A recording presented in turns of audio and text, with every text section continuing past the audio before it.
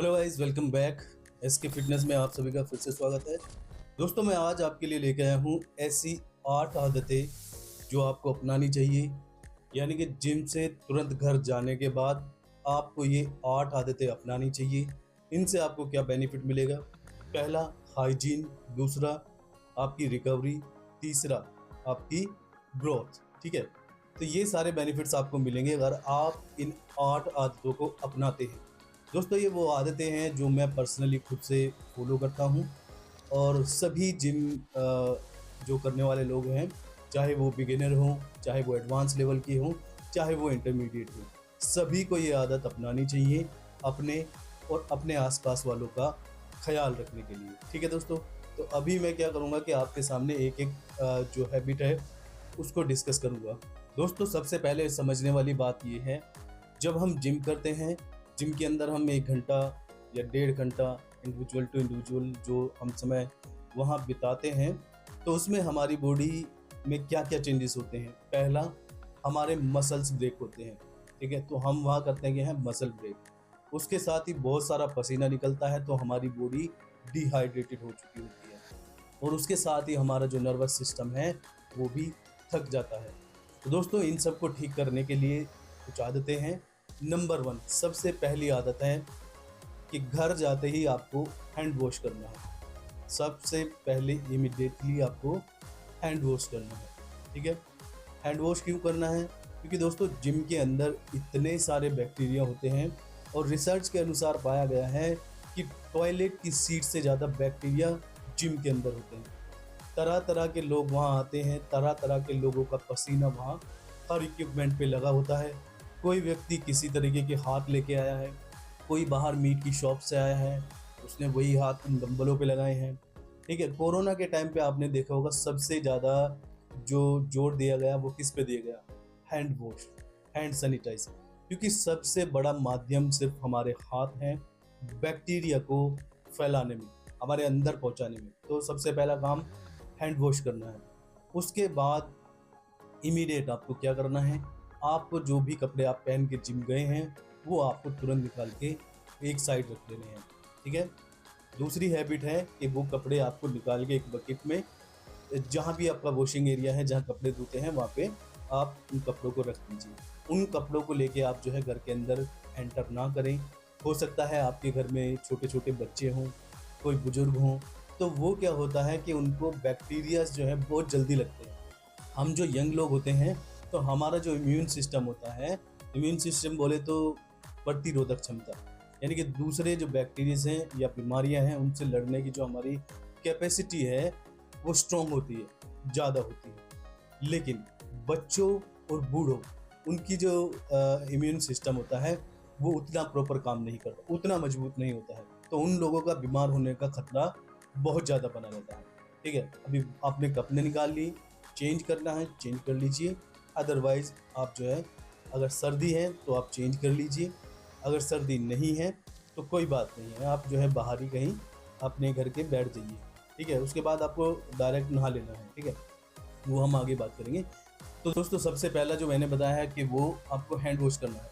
दूसरा, आपको क्लोथ्स निकाल देने हैं, जो भी पसीने वाले वो क्लोथ्स हैं वो आपको चेंज कर देने हैं। उसका बेनिफिट क्या मिलेगा? आपकी स्किन हेल्दी रहेगी, आपकी स्किन के ऊपर रैशेज, दाने और इसके साथ ही फंगल इन्फेक्शंस जो होते हैं, दाग धब्बे, उनसे आप बच जाएंगे। ठीक है, इसके साथ ही थोड़ा दोस्तों हाइजीन को मेंटेन करने में हेल्प करेगा। ठीक है, आप जिम से गए, वही कपड़े आपके पसीने में भीगे हुए हैं, उसके साथ उन पे न जाने लाखों बैक्टीरिया लगे होते हैं, क्योंकि आप हर बेंच पे लेट रहे हैं, डंबल मार रहे हैं, सब चीज़ वहाँ पे जो भी है वो बैक्टीरिया से भरी होती है। तो आपके पूरे कपड़े जो हैं वो बैक्टीरिया का घर है इस टाइम। तो सबसे पहला काम हैंड वॉश, दूसरा आपको वो कपड़े चेंज करने।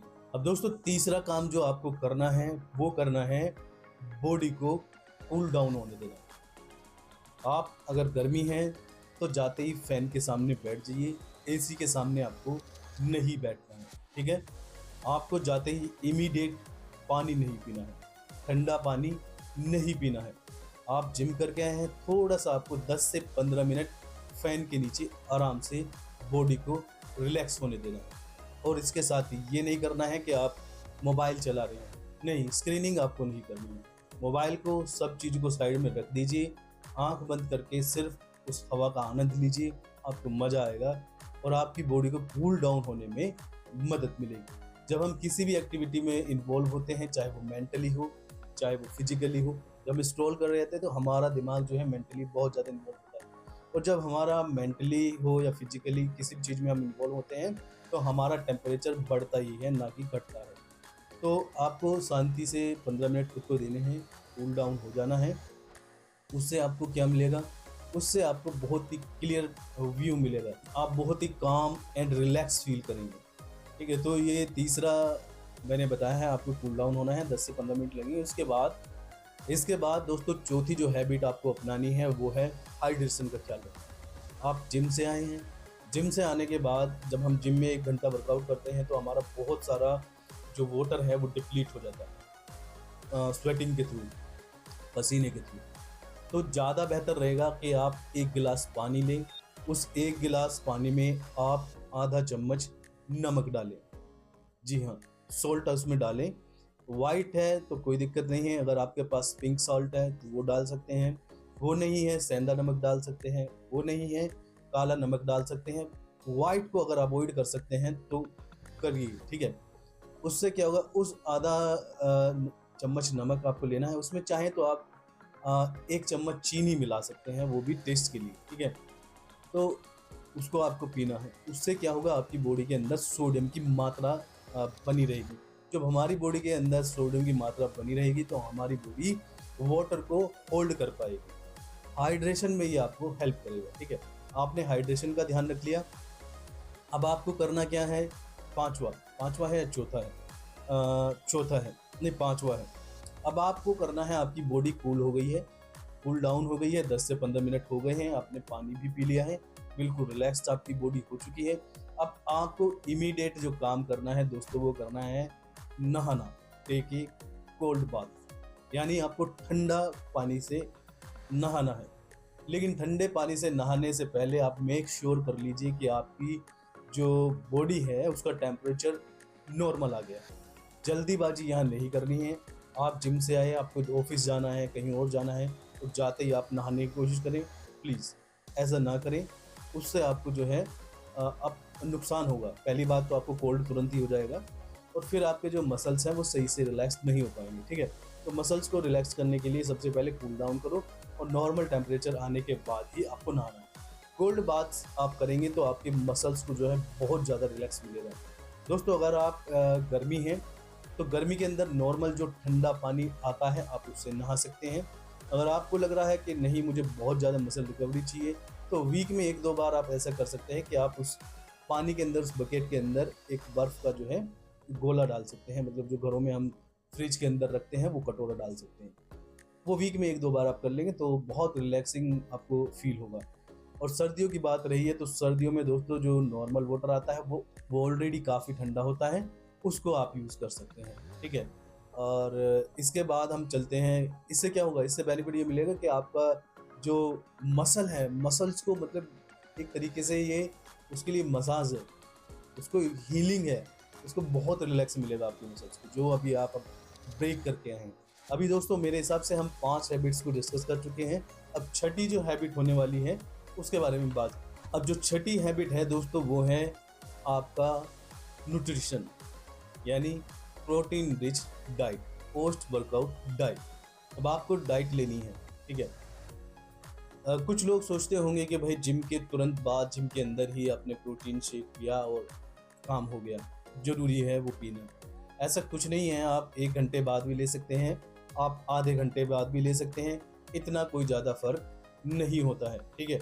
तो उसके लिए ये आपको बेवकूफ़ बनाने के लिए ऐसी स्कीम्स जो है चलती हैं, ताकि आप जल्दी से जल्दी प्रोटीन खरीदें। आपको बोला जाएगा कि फास्ट डाइजेस्टिव खरीदिए, क्योंकि ये प्रोटीन जल्दी डिज़ोल्व हो जाएगा आपकी बॉडी में, तो जल्दी आपको मिलेगा।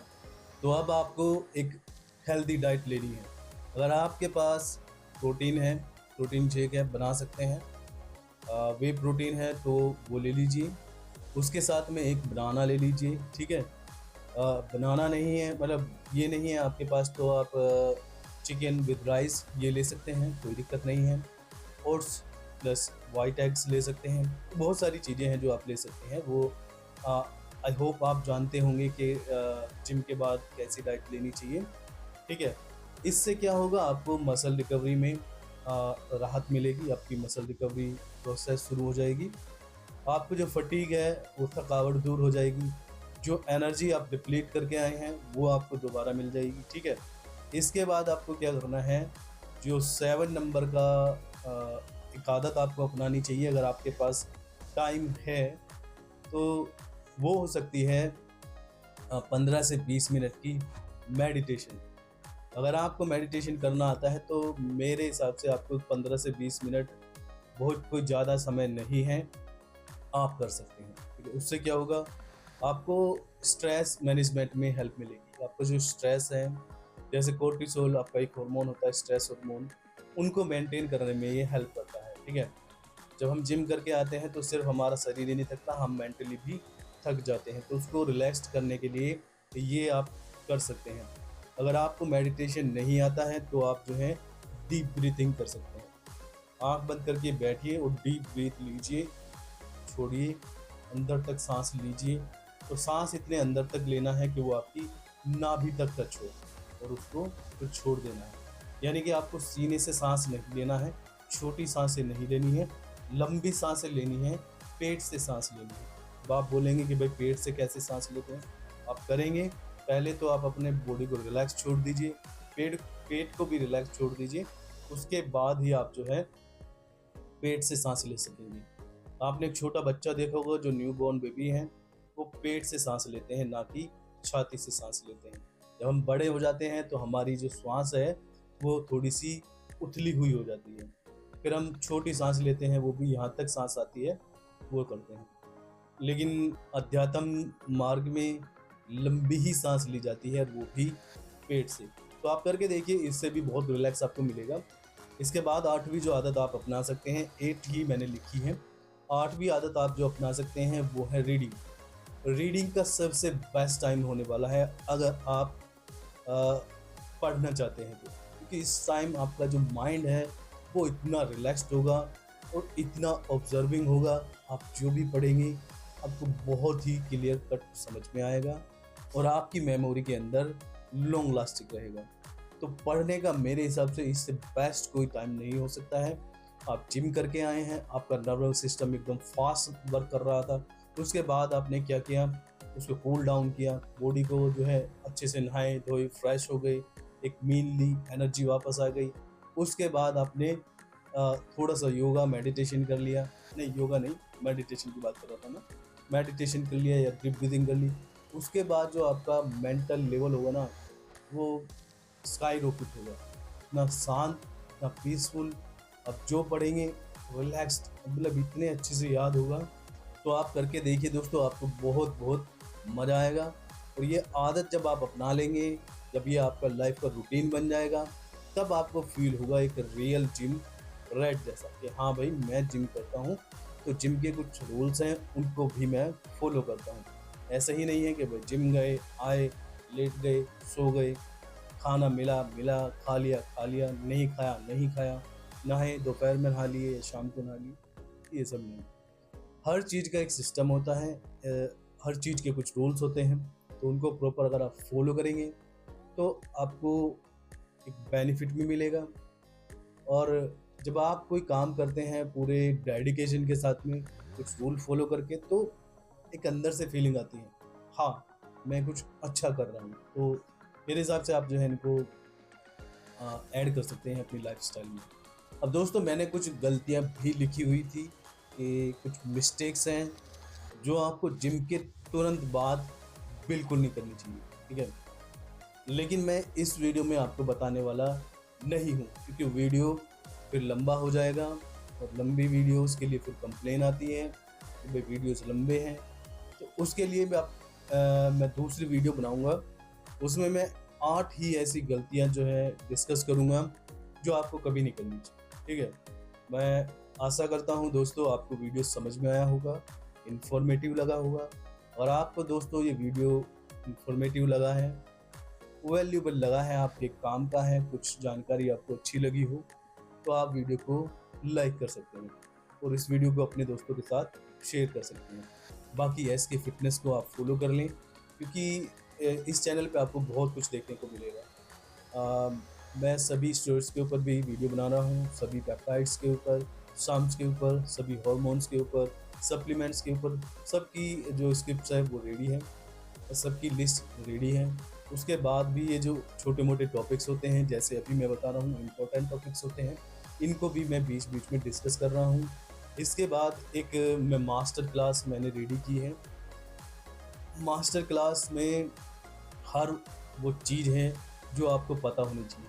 मतलब अगर आप कभी जिम नहीं गए हैं, वो वीडियो उसके लिए भी होगा।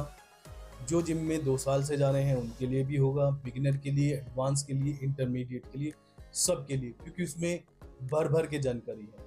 आपको जिम के बारे में कोई डाउट, कोई शंका, कोई भी क्वेश्चन आपका बाकी नहीं बचेगा। वीडियो थोड़ी लंबी होगी, हो सकता है 2 घंटे की, 3 घंटे की वीडियो हो जाए, पर एक मास्टर क्लास होगी। उसको देखने के बाद आपको किसी से सलाह लेने की ज़रूरत नहीं पड़ेगी। उसमें आप अपनी डाइट बनाना सीख जाएंगे, वर्कआउट समझ जाएंगे, किस तरीके का वर्कआउट कब करना चाहिए, किस चीज़ का क्या बेनिफिट है। ठीक है, बहुत कुछ चीज़ें आप उसमें इतनी सारी सीख जाएंगे, आपको कभी किसी की ज़रूरत नहीं पड़ेगी। ठीक है, तो मास्टर क्लास के लिए भी आपको एस के फिटनेस को जो है सब्सक्राइब करना पड़ेगा। ठीक है, चलिए दोस्तों, मिलते हैं नेक्स्ट वीडियो में। Till then good bye, take care, stay healthy and stay fit. Thank you.